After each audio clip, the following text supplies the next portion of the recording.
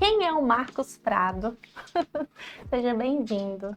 Pois bem, o prazer é todo meu estar aqui para dialogarmos sobre um Sim. pouco da área social no município de Goiânia. Eu acho que esse trabalho de assistência social no geral, ele é tido como uma missão para nós, né? Uhum. Cada um identifica o seu papel. E eu me identifiquei bastante na área social e principalmente as pessoas em situação de rua. Então, estou muito feliz de estar com você Obrigada, aqui hoje. obrigada. Eu nasci em Goiânia, na década de 70, olha, já tem uns dias. E a gente tem uma trajetória de vida, graças a Deus, muito bem sucedida. Eu, desde da minha infância, eu fui muito dedicado ao trabalho, aos estudos, mesmo sendo de uma família muito simples, a gente tem conseguido aí sobressair. O mundo de hoje oferece N coisas para as Uhum. pessoas e eu escolhi o lado melhor. Que legal. A gente Uhum. sabe que a questão social hoje de várias famílias, ela se diverge bastante. E esse é o nosso papel, pegar essas famílias mais fragilizadas e tentar de uma forma ou de outra é, ajudar essas pessoas. Sim, você falou assim dessa identificação. Como começou a sua história em relação às pessoas em situação de rua? Você fala um pouco da sua experiência enquanto uma pessoa simples que foi tomando decisões e tudo, que trabalhou. É, como foi o seu primeiro contato com esse público?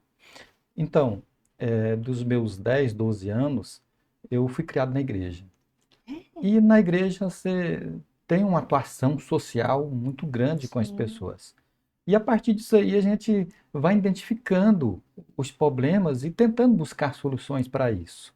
E eu já passei em diversos órgãos públicos, como Câmara Municipal, Assembleia Legislativa, Uhum. como assessoria da vice-governadoria, Tribunal de Contas do Estado. Então, a gente vem pegando uma bagagem aos longos dos anos e aí chegou o momento da gente aplicar isso. Eu tive um convite muito especial para assumir a gerência especializada para pessoas em situação de rua. Uhum. E já era um comportamento que a gente tinha desde antes de ajudar as pessoas.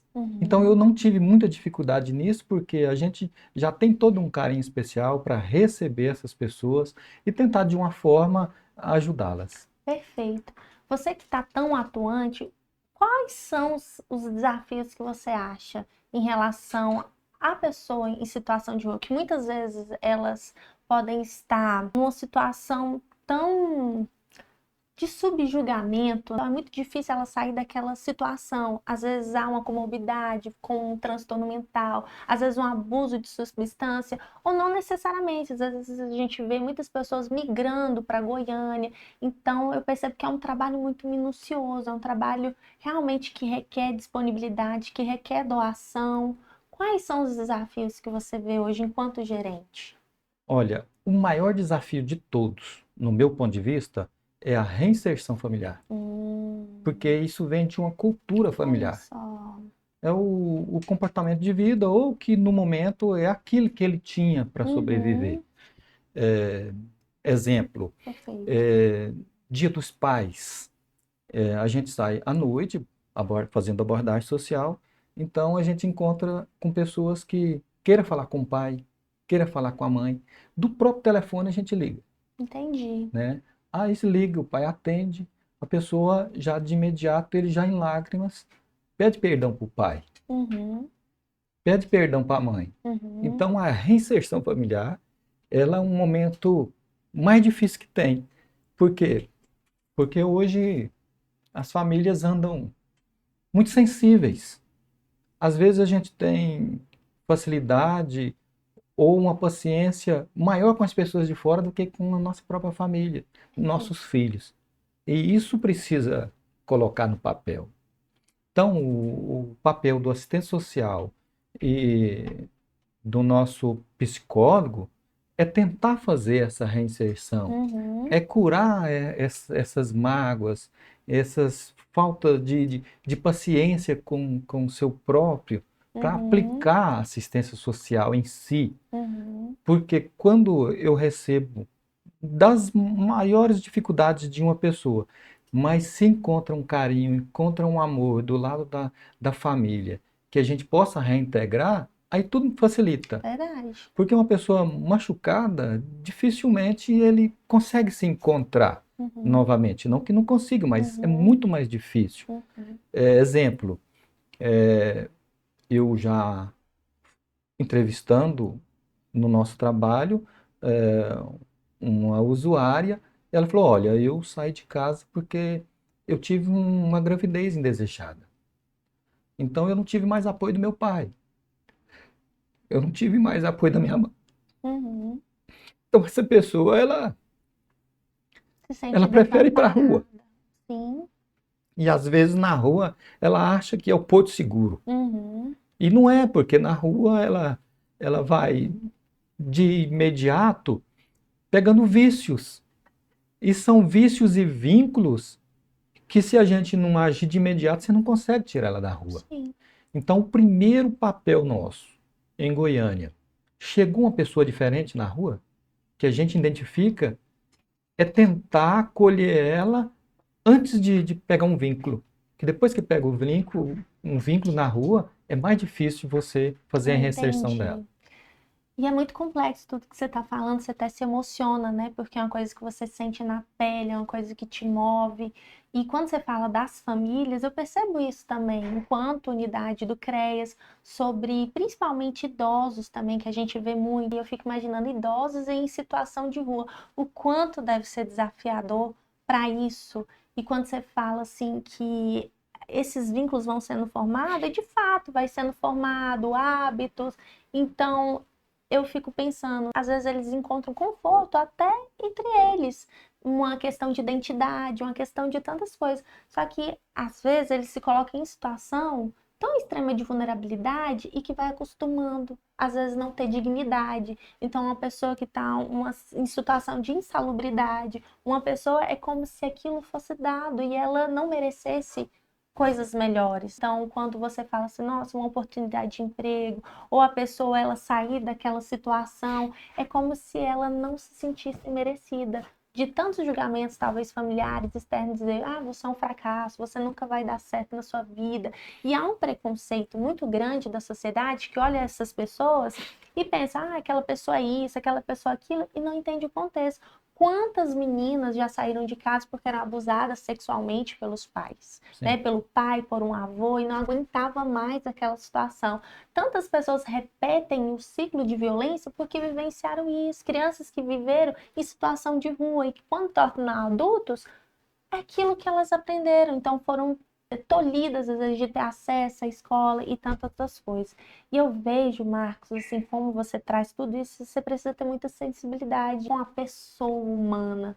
Você não falou, mas para além de gerente, você também é pastor. Então você tem esse aspecto seu espiritual, né? Essa compreensão, essa sua subjetividade, essa sua missão que você disse. O que que você traz assim da sua relação com Deus nesse contexto? Olha, como pastor, eu tenho uma mensagem infalível. É a mensagem do seu comportamento, do meu comportamento com as pessoas. Uhum, Porque o nosso comportamento, ela arrasta multidões. Então a gente uhum, precisa muito analisar essas questões. Eu preciso levar uma mensagem de, de fé, de harmonia, mas, porém, de todas, a minha vivência. uhum, A minha vivência.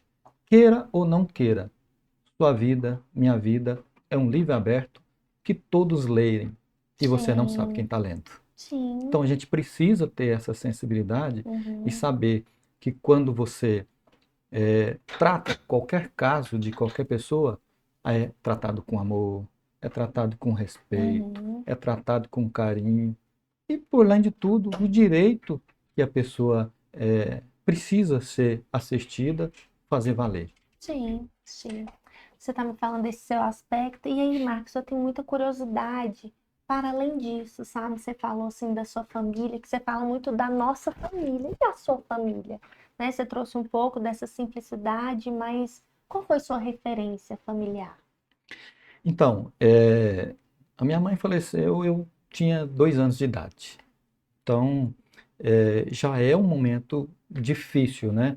Formação da criança, hoje, com 7, 8 anos de idade, ela já oferece uma formação mais ampla, que pode ser garantida para o resto da vida. Uhum, Então, eu já cresci muito bem tratado com meu pai, mas assim, com uma família muito simples. Agora, o meu comportamento, a minha decisão de querer ser melhor e ajudar as pessoas veio de mim mesmo. Sempre eu tive uma força dentro de mim para que oferecesse o melhor. que legal.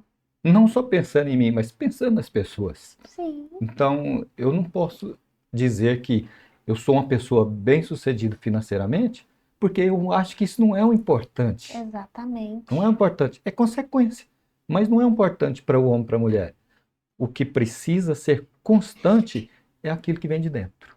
É Perfeito, o respeito com as pessoas. perfeito. Porque é isso aqui que me vai dar o prazer e satisfação de respirar o ar que Deus nos dá. Que lindo.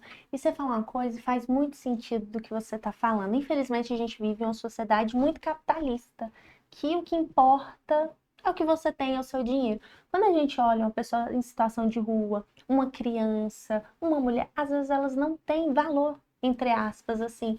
Então, quando você coloca isso do outro, pelo simplesmente ser humano, do valor que tem, eu conheço casos, acompanho casos de pessoas que, independente da questão classe socioeconômica, são pessoas que estão angustiadas. Não é o dinheiro que vai trazer o conforto, é justamente isso, é a sua identidade, o que que eu faço, eu estou pertencente ao mundo, eu ajudo o outro de determinada maneira.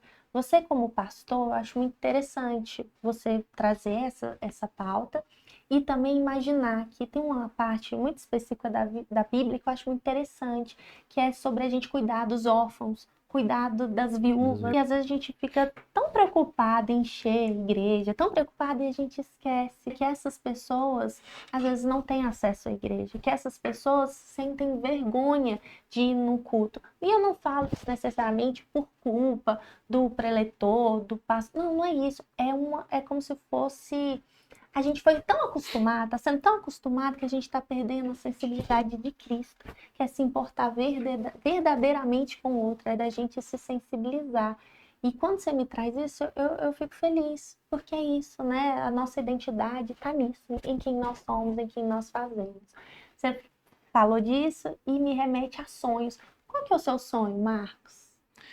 Olha, quase que eu posso dizer que eu sou realizado em tudo que eu É, fiz até hoje. Exemplo, Goiânia hoje é uma metrópole com mais de 1,5 milhão de pessoas. Parece ser simples para muitas pessoas, mas eu já assumi vários postos que de repente muitas outras pessoas, bem-sucedido, tanto na escolaridade, tanto no financeiro, de repente não assumiu a responsabilidade que eu assumi. sim. Então, eu sou muito tranquilo quanto a isso.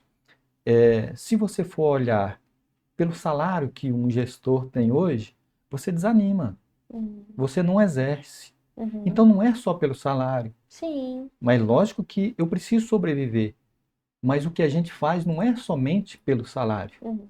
Se eu não for gestor amanhã, a minha mentalidade, o meu trabalho, o meu desejo de fazer para as pessoas é o mesmo. Isso Legal. não vai mudar nada. Então, para muitos, é muito simples ser um gestor na altura que eu estou. Mas para mim, isso é magnífico. É excelente. Nós Uhum. temos 1,5 milhão de pessoas em Goiânia. Para mais de 1,5 milhão, eu Uhum. estou sendo contemplado. Uhum. E eu estou sendo contemplado porque eu não sou bonitinho dos olhos azuis, não. É porque tem todo um preparo, Uhum. tem todo um trabalho em cima disso aí. Perfeito. E quando surge efeito, você é lembrado. Legal. Exemplo de você. Você exerce um posto à altura que pode alcançar ainda, galgar coisas muito maiores. Mas exige uma dedicação, Claro. tanto da sua parte quanto da minha parte, para que isso seja de fato Uhum. o orgulho nosso. Perfeito. E você já sofreu preconceito? Porque assim, você fala da questão da sua posição e tudo. Você já sofreu, seja pela sua religião, você já sofreu preconceito, seja por ser uma pessoa simples, ou você acha que as pessoas te acolhem, que as pessoas te respeitam? Eu já senti muito preconceito no sentido de as pessoas querer nos transformar com a inferioridade. Porque como o meu interesse não é me aparecer, não é falar palavras polidas, bonitas, não. Eu vou na praticidade. Então muitas pessoas Legal. subjugam a gente, né, por não falar bonito, por não conquistar palavras, vamos se dizer assim, Eruditas? técnicas e tal, mas assim, eu tenho me sobressaído muito mais do que muitos desses outros aí que de repente tentam Sim, nos julgar. sim. E é o que você fala, né? São os resultados. E quando você está com equipe, com uma pessoa que realmente está empenhada. E é isso, é compreender que é um todo, que não é sozinho. E deixa eu ver, tem algo que você queira compartilhar com a gente, que você acha pertinente falar? Olha, é, eu só quero dizer que eu sou muito feliz no patamar que eu estou hoje. Como pessoa, eu sou realizado. Como Legal. família, é, a gente pode analisar. Eu tenho 31 anos de casado. Caramba. 31 anos de casado. E 31 anos de casado hoje é uma vida, sabe? É uma vida. Por que que eu estou dizendo isso? Porque hoje a paciência é muito pouca com muitas pessoas. Tem muitas pessoas hoje que é casquinha de ovo. Você não pode querer Sim. N detalhes. Então, eu tenho me sobressaído quanto a isso. Então, tanto no meu trabalho, quanto na minha vivência familiar, a gente tem feito de tudo para fazer o melhor. Sim, sim. E você fala de família, você fala disso. E como é preciosa, né, nossa família. Você falando de 31 anos de casado, imagina que seja uma grande satisfação sua. Infelizmente, tudo se remete à família, né? Os nossos lares, eles têm destruídos. Justamente por a gente não compreender que na relação a gente não é, às vezes, o centro. A gente está em conjunto para fazer o outro feliz, para você, por exemplo, fazer a sua esposa feliz. E a gente anda muito egoísta, muito individualista. Acho que isso tem nos prejudicado. Hoje, as telas, o acesso, tantas coisas que a gente vai ver, né, na educação. Então, quando a gente vê o outro e o outro não nos sensibiliza, o outro não nos compadece, uma situação de desespero, numa situação de precariedade, isso diz muito sobre a gente, né? Então, como a gente faz para recuperar essa sensibilidade? O que você aconselharia para a gente, essa juventude, para nós, para que os nossos relacionamentos sejam bons, saudáveis, duradouros? Então, a estrutura familiar é a base de tudo. Uhum, Quando você fala em estrutura familiar, você fala em diálogo. uhum, Porque se não houver diálogo, aí não resolve as questões que têm que ser feitas. Então, eu posso ser melhor a partir de uma fala sua, um verdade. comportamento seu, Uhum, um ensinamento seu, uma vivência sua. Então, eu sou muito observador. Então, às vezes, eu deixei de sofrer em alguns momentos porque eu observei e vi que outras pessoas não deram certo uhum, nesse quesito. uhum, Então, eu observei e eu deixei de sofrer. uhum, Então, isso aí é uma vivência que nós precisamos, quanto família, ter um bom diálogo para isso. uhum. E como pastor não é diferente. Pastor hoje, ele é um psicólogo nato. Ele conhece todas as pessoas, os problemas de cada um. Agora, o nosso papel é levar a palavra. Uhum. É levar a palavra sem ser forçada a palavra. Você que tem que sentir o chamado de Deus, o carinho de Deus, o Amém. abraço do Espírito Santo na sua vida. Aí as Amém. coisas vão acontecer. Amém. Nada com força, nada por violência. Uhum. Nós não temos o poder nem a capacidade de mudar ninguém, Uhum. mas eu tenho a capacidade, o poder de apresentar você nas minhas orações. Uhum. Eu tenho a capacidade de mostrar os exemplos que Jesus deixou para nós na Bíblia. E Uhum. aí vai de cada um. Vai de Sim. cada um pegar aquela parte que se toca e aí as coisas vão acontecendo. E me conta, Marcos, como foi seu encontro com Jesus? Como que foi? Você tinha quantos anos? Então, em média dos 12 anos de idade, a minha avó já frequentava a igreja. E a partir da minha avó, a gente foi acompanhando ela, né, para a igreja, e a partir disso aí, a gente seguiu já logo com os nossos próprios passos. Então, eu estou na igreja já há mais de 3 décadas. E eu Uhum. não me arrependo por isso. Eu acho que a maior estrutura familiar que eu conquistei foi porque eu estava num local onde tinha muitos bons exemplos. Olha só. Sim. Muito bons exemplos. E eu não vou dizer isso só na igreja evangélica, não. Uhum. É em qualquer grupo familiar ou um grupo que de célula e tal, mas que assim, que os exemplos chegam até a nós e a gente aprende Legal, mais. legal, legal. E quando você fala assim dos exemplos, eu sempre tenho esse antagonismo na minha cabeça, porque eu trago um pouco da minha realidade, no sentido de ter acompanhado muitas pessoas que eram vítimas de violência, vítimas que às vezes eram do meio religioso. Não que eu vou ser ingênua de imaginar que na igreja não vai ter isso, porque tem pessoas feridas, tem pessoas doentes que precisam, de certa forma, serem transformadas. Então a gente via que mulheres eram espancadas, mas acreditavam, poxa, Deus vai transformar meu casamento. Não que não poderia acontecer, mas Uhum, que às vezes se colocava numa situação de subalternidade, uma questão de anulação, uma questão que às vezes não é o evangelho em si. uhum. Entende que é uma religião. Como a gente separar a religião de Cristo? Olha, vai de entendimentos de muitas pessoas, mas eu quero dar um exemplo. Não é porque é uma religião ou um grupo de células e tal. Uhum, Eu acho que o respeito, o direito de cada um, ela tem que ser preservada. Ela uhum, tem que ser preservada. E anos atrás, eu acho que ainda acontece muito hoje, mas anos atrás, as pessoas eram privadas do seu próprio desejo. uhum. Então, muitas pessoas deixavam de denunciar, muitas pessoas eh, era julgado ao Uhum, denunciar, mesmo sendo a vítima, uhum. ela não tinha um lugar para se manter, para ter um acolhimento. Então, muitas pessoas sofreu muitos abusos calado, chorando no seu quarto, sem ter a oportunidade de se apresentar para ser defendido por Sim. alguém.